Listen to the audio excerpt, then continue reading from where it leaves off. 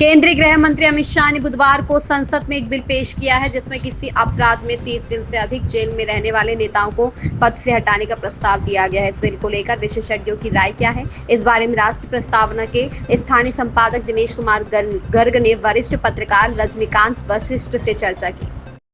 नमस्कार, आप देख रहे हैं राष्ट्रीय प्रस्तावना। मैं हूं दिनेश कुमार गर्ग। केंद्रीय मंत्रिमंडल ने कल एक बिल प्रस्तुत किया है जिसका मूल उद्देश्य है कि राजनीति में जो आदर्शों का शुचिता का पतन हुआ है उसको फिर से रिस्टोर किया जाए। शुचिता का पतन इस तरह हुआ, आदर्शों का पतन इस तरह से हुआ कि शुचिता के नाम पर दिल्ली में सरकार बनाने वाली पार्टी का मुखिया जेल जाकर के सरकार चलाने का प्रयास कर रहा था। सुप्रीम कोर्ट ने हस्तक्षेप करके उसको मुख्यमंत्री पद से इस्तीफा दिलवाया, फोर्स किया, तब उसने इस्तीफा दिया, न था वहीं से वो सरकार चला। उसके पहले उसके 2 मंत्री वहीं से सरकार चलाते रहे, वो जेल में चले गए, 4-4, 5-5 महीने से जेल में हैं, साल भर से जेल में और मंत्री बने हुए हैं। अब ये कैसे संभव था, एक सरकार के मुखिया जो आदर्शों के लिए लड़ाई लड़ करके दिल्ली की सरकार में काबिज हुआ, कि उसके मंत्री कैदी का जीवन ना जी करके मंत्री की सुविधाओं के साथ जेल में रहें। ये इस विरोधाभास को कैसे वो कभी जस्टिफाई नहीं कर पाए केजरीवाल। तो जो कल गृह मंत्री ने, अमित शाह ने जो बिल प्रस्तुत किया, वो उसका मूल्यांकन अगर करें तो वो लगता है उचित। इस माहौल में जिस तरह से हमारे राजनीतिज्ञों का चरित्र पतन हुआ है, आदर्शों से च्युत हुए हैं, जिस तरह से वोट के लिए कुछ भी करने को, देश से गद्दारी तक करने के लिए तैयार हो जाते हैं, झूठ बोलने के लिए तैयार हो जाते हैं, और प्रपंच, तरह तरह के प्रपंच विदेशों से लेकर के आते हैं और यहाँ पे करते हैं, भ्रमित करते हैं, सांप्रदायिक विभाजन करते हैं, जातिवादी विभाजन जानबूझकर कर रहे हैं। जब देश एकजुट होने की कोशिश कर रहा हो तो उस समय सांप्रदायिक विभाजन जाति के नाम पर करने के प्रयास करते हैं। तो ऐसे में इस तरह का कोई प्रयास बड़ा सराहनीय होना चाहिए था, लेकिन उसका प्रभाव उल्टा हुआ। सरकार के बाहर जितने विपक्षी पार्टियां हैं वो सब इसका विरोध कर रही हैं। इसका एक पक्ष ये है कि विपक्षी पार्टियों ने मोदी गवर्नमेंट के हर कदम का विरोध किया है बाहर रह करके। देखो, ये उनकी आदत है, संसद नहीं चलने देते, बाहर हर बात का विरोध करते हैं, झूठी बातें करते हैं, कुतर्क गढ़ते हैं।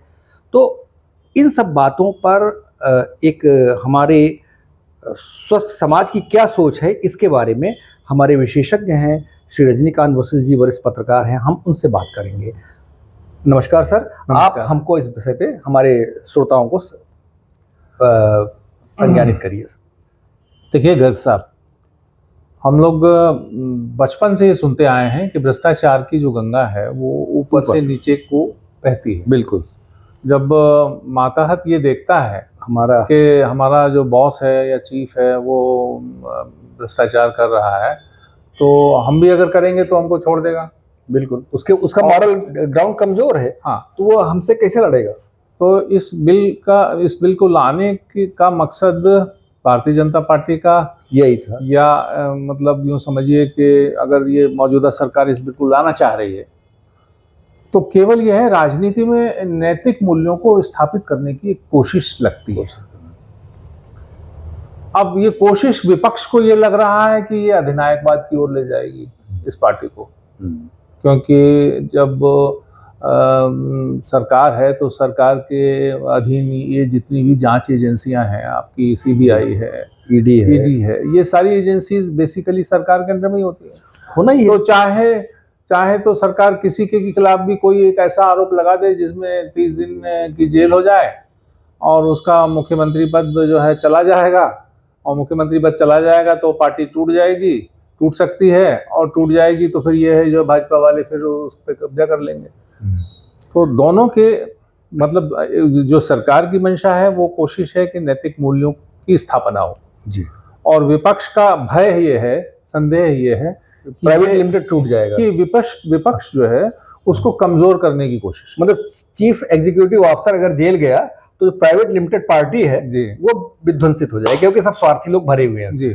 अगर देश की राजनीति में देखें गर्ग साहब, तो नैतिक मूल्यों के आधार पर इस्तीफा देने का सबसे बड़ा उदाहरण आदरणीय लाल बहादुर शास्त्री जी थे। लाल बहादुर शास्त्री रेलवे का हालांकि दुर्घटनाएं होती रहती रहती हैं, जी। लेकिन उन्होंने एक रेल दुर्घटना के कारण ये कहते हुए कि मैं रेल मंत्री बनने लायक नहीं हूँ, अगर इतने लोग मारे जाए मेरे रेल मंत्री रहते हुए तो मेरा इस पद पर रहना उचित नहीं है। अब तो उदाहरण है, अब तो रेल दुर्घटनाएं होती रहती, कोई कुछ भी होता रहता है।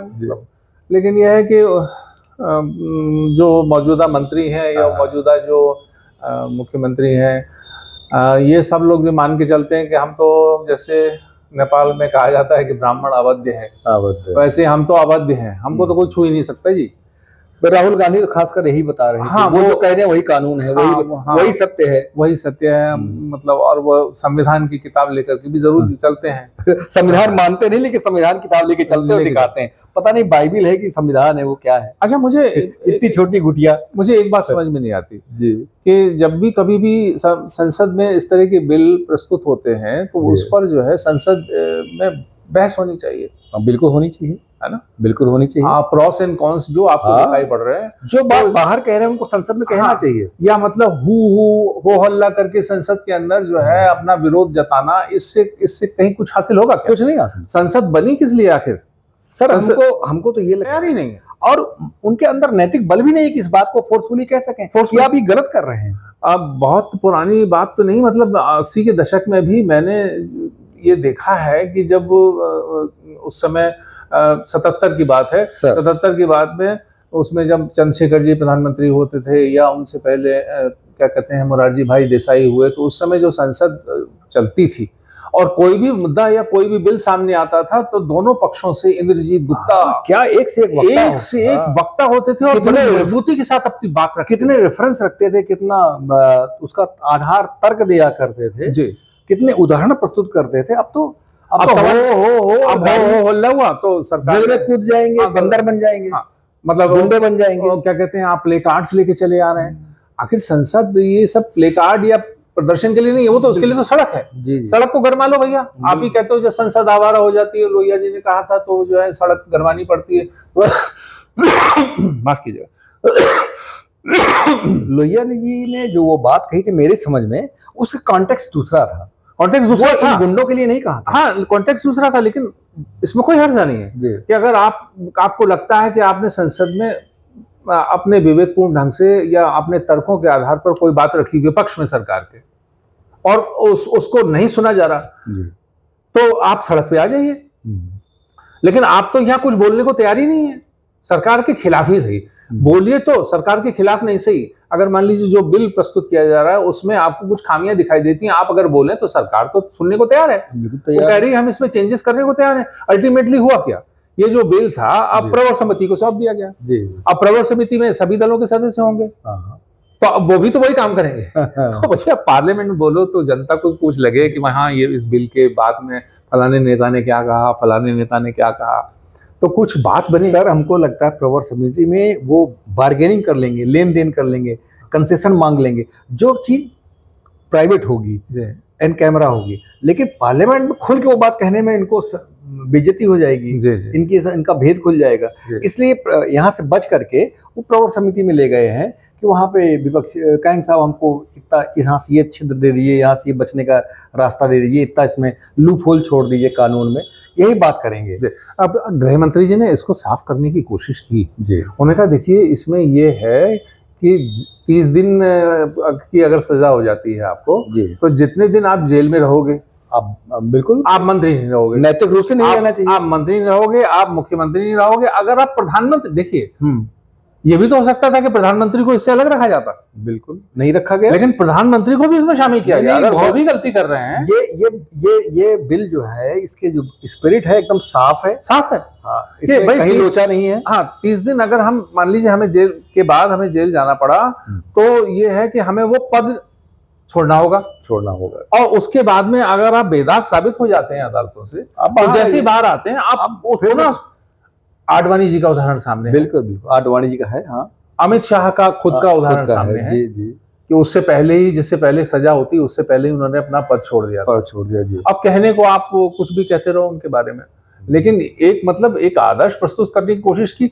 अरविंद केजरीवाल जी को देख लीजिए, उनके मंत्री सत्येंद्र जैन को देख लीजिए, उनके मंत्री मनीष सिसोदिया को देख उन्होंने लीजिए, जितना गिरा दक्षिण आचरण- के डीएमके के मंत्री सेंथिल सेंथिल बालाजी को देख लीजिए बिल्कुल सही। कि वो जेल के अंदर भी रहे और मंत्री भी बने रहे। भाई थोड़ा सा तो आंखों में पानी हो जी। नेता के अंडर में। तो ऐसे नेता कल तो बिजनेसमैन पकड़े जाएंगे और जेल जाएंगे और वहीं बिजनेस चलाते रहेंगे। बिजनेस चला सकते, कल डकैत जाएगा वहीं से गैंग चलाता गैंग रहेगा। चला। तो ये जो चीजें हैं, ये सारी चीजें इनको रोकने के लिए ही, इसी पर लगाम लगाने के लिए मुझे लगता है बिल लाया गया। जी। इस पर कायदे से जो विपक्ष है उसको गंभीरता से उनको अध्ययन करना पार्लियामेंट चाहिए, जी। अध्ययन करना चाहिए, और इस बिल में अगर कोई खामियां हैं तो उन खामियों को दूर करना चाहिए। धन्यवाद सर, आपने बहुत साफ किया है। और अब हम अगले सेशन में फिर से मिलते हैं। नमस्कार।